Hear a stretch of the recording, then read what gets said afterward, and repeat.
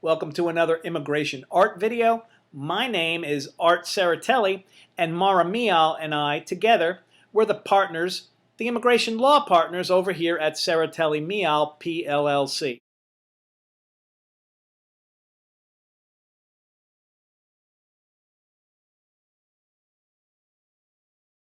We're a full-service immigration law firm.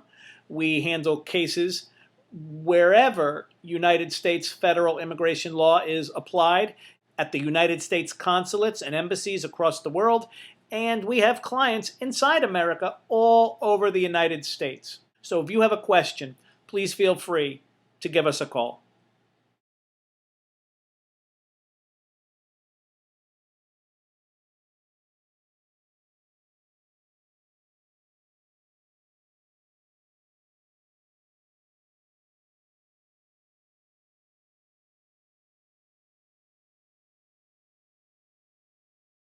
Now, the point of this video is the word nonprofit.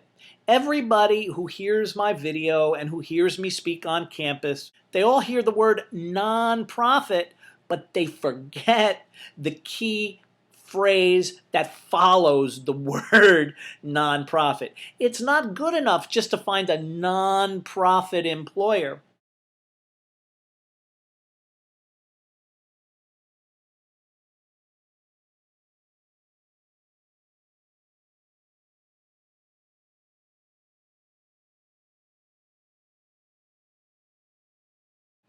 Today's video has to do with the categories, the three categories of employers that are exempt from that rotten, no good H-1B lottery.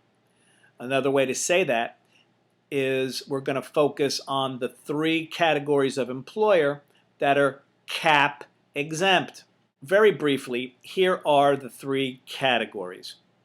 Number one, every college and university in the United States of America is exempt from the lottery, from the quota, from the cap. Check with each school because this varies according to school policy. Some schools will only get H-1Bs for tenure-track professors. Some schools don't care and they'll give H-1Bs to anyone who is required to have a college degree to do the job. Staff members. If you are I know a school where you get an H-1B to be a residence hall director. All right, so that's category number one. Category of employer number two. Every nonprofit affiliated with a college or a university is exempt from the quota. Now, the point of this video is the word nonprofit. Everybody who hears my video and who hears me speak on campus, they all hear the word nonprofit, but they forget the key phrase that follows the word nonprofit. It's not good enough just to find a nonprofit employer. You got to find a nonprofit in this second category affiliated with a college or a university. Nonprofit affiliated with a college and a university. Now, what's affiliated? What's affiliated? What's that mean? What is a nonprofit organization affiliated with a college or a university? Okay, affiliated means a common governing structure. For example, any university hospital that sits on a college campus or down the block or across town, that university hospital is governed by, is included in the overall university strategic plan. There's the same group of overseeing directors, members of the governing committee, whatever it's called. The same people who make decisions about the university are the same as or overlap with the same people who make the decisions for the hospital. It's integrated. It's affiliated.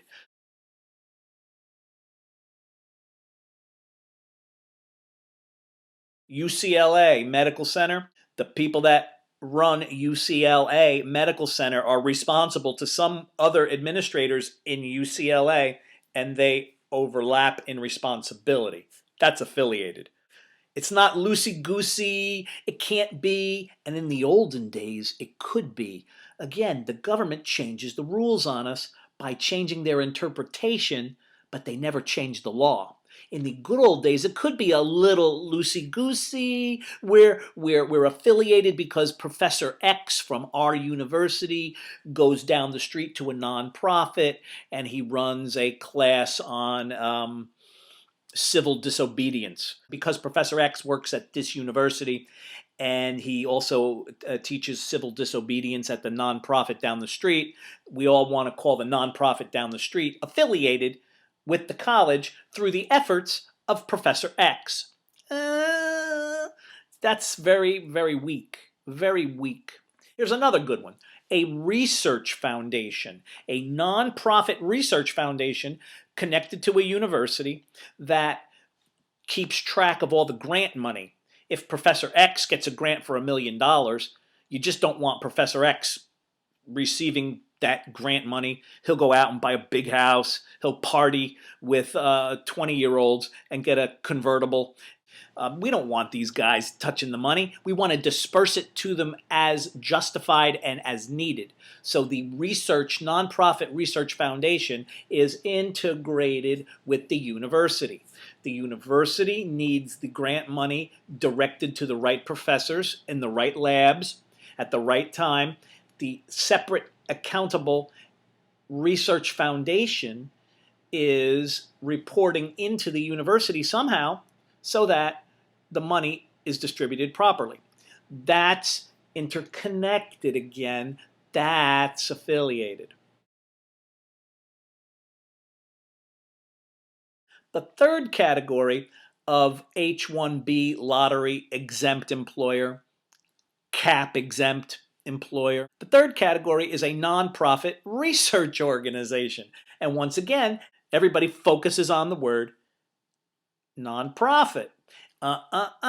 This category is the nonprofit research organization. So the million-dollar question is, what is a research organization? And boy, let me tell you, these last 6 months of my practicing law has taught me the never-ending lesson that immigration will change its interpretation of the law, but will never, never, never change the law. So you don't know that the game is changing under your feet until you file a case using the old interpretation and they deny the case for reasons you never knew were coming because of a new interpretation of, in this case, a new interpretation of what does research organization mean.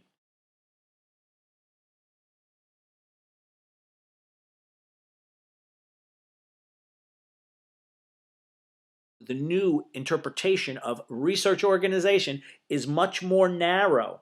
So it's really important that we work together to find you the right organization that fits the definition. In the good old days, the definition was big. It was expansive. The government was reasonable, and they promoted organizations that did good works.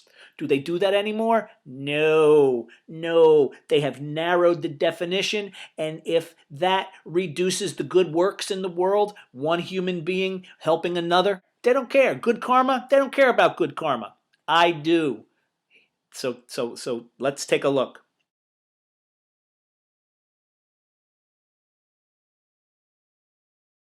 In the olden days, if your organization used research, a lot of research, to promote its activity, the more research that was done, the more likely the chance the organization would have been called a research organization. Let me give you, I'm just making up an example. Let's look at Doctors Without Borders.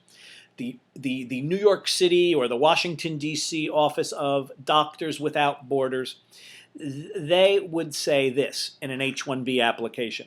Hey, look, I know we provide medical care to people all over the world. You could argue that we're a health service organization. You could argue that, but we're not. We just don't send doctors out willy-nilly. And we don't just go down to the street corner and pull doctors out of the crowd at lunchtime. We got to do research. Who in the world needs medical assistance? We got to research where the medical hotspots are. Who are the doctors that will help us in our mission? We've got to do research to find the database of doctors. What kind of medical equipment will these doctors need? What kind of infrastructure is required to deliver the medical services? That requires a heck of a lot of research. How do we get the airplanes to send the people overseas to deliver the medical services? Someone's got to research the logistics of it all. This is getting complicated. We're a research organization, and as a result, we do darn good work. We increase the good karma in this world, and we've got human beings helping others in need. The overall public common good is facilitated, and research makes it happen. And in the good old days, in this expansive definition of research organization, immigration, they agreed.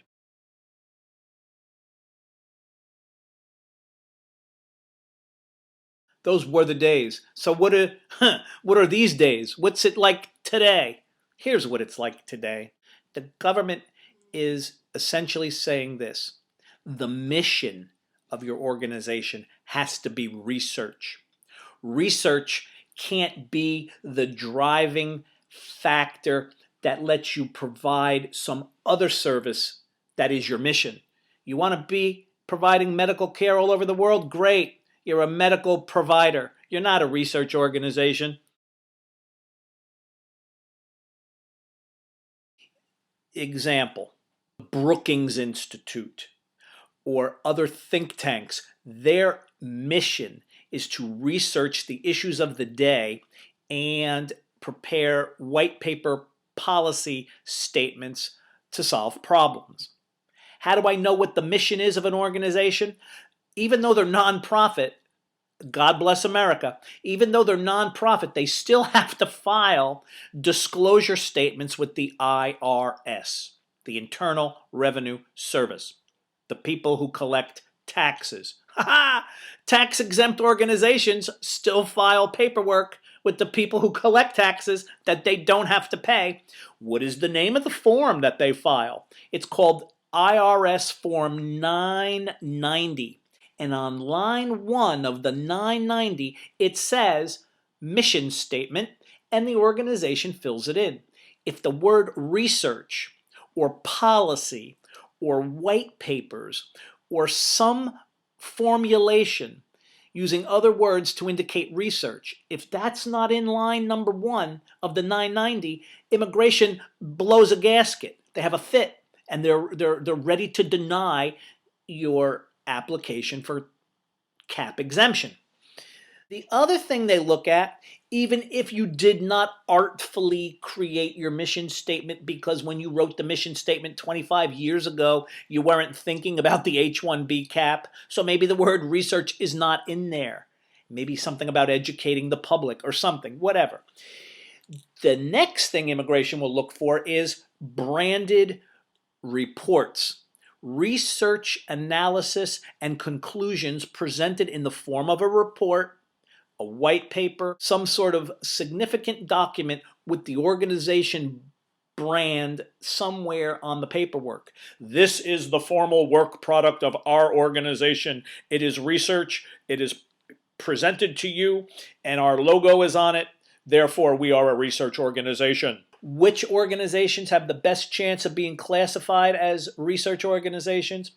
Public policy think tanks.